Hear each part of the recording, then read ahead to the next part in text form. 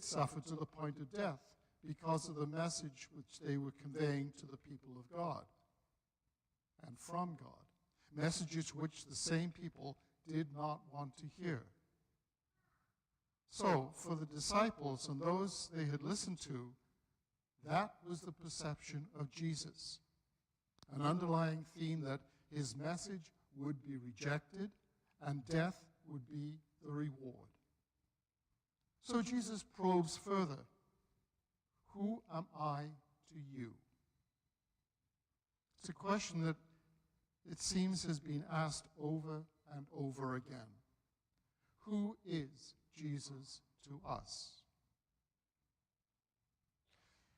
When I read this passage once again, I recalled a somewhat satirical piece that appeared in a diocesan newspaper several years ago. It encapsulated some of the thinking of the time.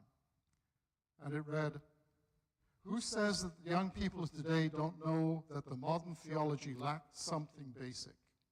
The following is an example of their perception. And Jesus said unto them, Who do you say that I am? And they replied, You are the eschatological manifestation of the ground of our being, the charisma manifested in conflict and decision in the humanizing process." And Jesus said, "What?"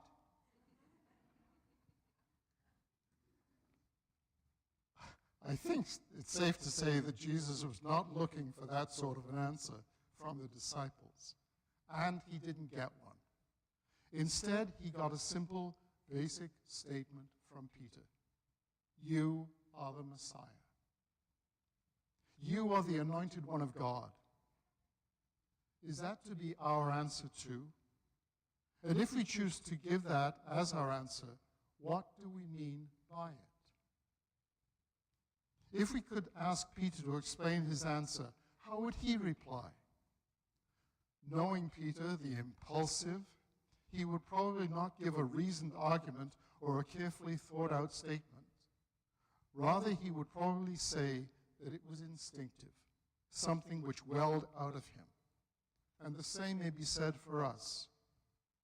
Our societies sometimes demand that we analyze and dissect and scrutinize before we arrive at an answer, which sometimes then echoes the somewhat facetious response I quoted earlier.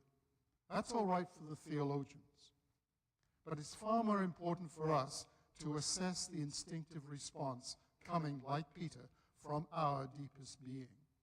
A response not coming from the mind, but coming from the whole of our being. Who is Jesus Christ for us? That's a theme that runs through Dietrich Bonhoeffer's letters and papers from prison. And what was his reply? It was to offer his life. In those terms, what are we prepared to offer? We are not necessarily asked for life itself, but how much of our deepest essential self is offered as a response to the question.